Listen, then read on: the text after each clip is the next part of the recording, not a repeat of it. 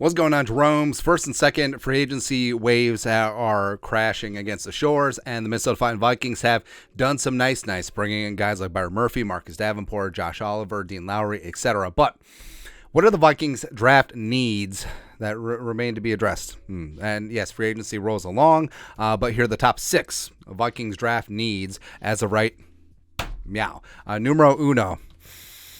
Quarterback of the future. Now, I understand this is going to be controversial, but it does seem like Kwesi Adofo-Mensah and Kevin O'Connell are saying, yeah, we're good with Kirk in 2023. Run it back one more time, the last dance saddle thing. And absent, I don't know, going after Lamar Jackson, I mean, the Vikings should and could be inviving in some of the quarterbacks in this draft. Now, getting up to the top from 23 is going to be super expensive, so maybe that's out of range, or maybe a guy like Will Levis falls, or maybe the Vikings go all in. Maybe they'd take Hendon Hooker at 23, like Daniel Jeremiah suggested, much to the chagrin of all the haters and the losers. Or, they look at a guy like Tanner McKee or Dorian Thompson-Robinson or Clayton Tune, etc. Why is Max Duggan so high?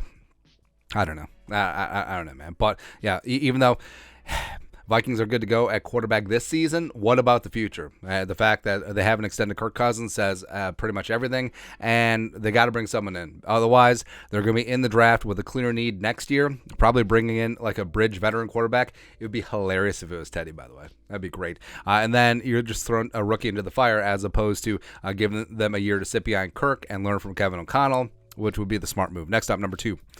A true nose tackle. Now, I absolutely love me some Harrison Phillips, but he's not a true nose tackle. Like, he'd be better off playing the 4-tech, 5-tech spot. So the Vikings absolutely need a carnivorous, meat-eating, 330-pound dude right in the middle, and luckily, there's a handful of them. Now, this is not a great, pure nose tackle class, but Mazi Smith from Michigan up at the top, Siaka Ika from Baylor, as well as Keanu Benton, stupid Badger, yes.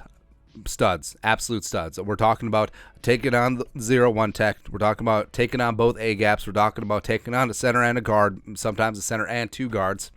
Just make life a lot easier for the off-ball linebackers, make life a lot easier for the 4-tech, 5-techs, as well as making life a lot easier for the edge rushers. So a guy that can come in and just sit in the middle of the defense, which has been a hallmark of Brian Flores' defense going back to Miami as well as back to New England, just having that guy. And the problem is, where do these guys go? Probably back end of the first round, top end of day 2. So if the Vikings move down, I understand that nose tackle isn't super sexy, but if they come away with Smith or Ika or Benton, I would not be upset.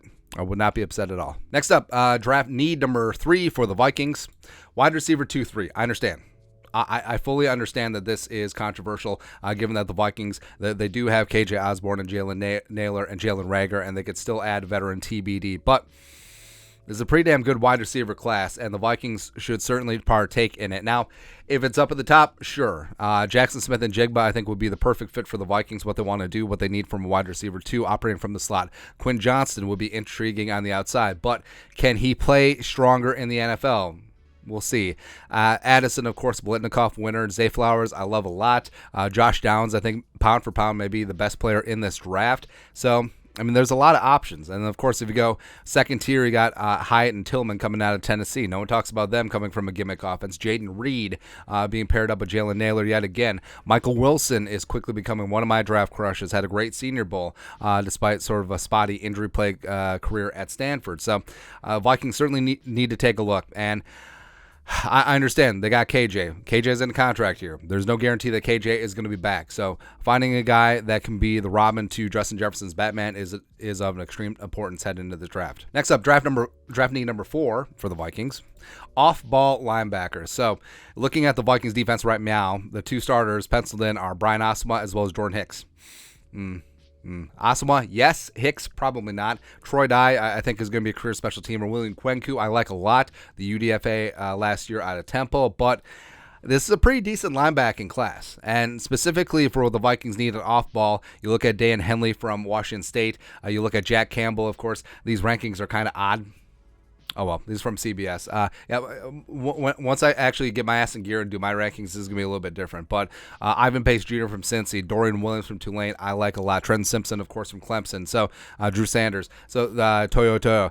So there's going to be a lot of really intriguing off-ball linebacker prospects in this draft. And Jordan Hicks, I mean, he redid his deal, except he's out of contract after this year. And then what's the plan? And, of course, we saw Jordan Hicks in coverage last year.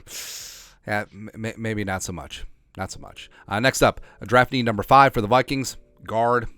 That's right. More. The Vikings.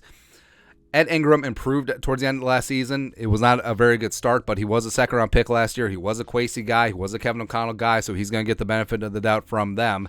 Ezra Cleveland is heading into a contract year and never really was a guard, more of a tackle playing guard. So I think the Vikings could and should check out the interior offensive line market. Now, it's going to be hard to groove because a lot of these guys are back end of the first round, top of day 2 type players where a lot of these guys are also centers that have some guard flexibility. And is that the plan?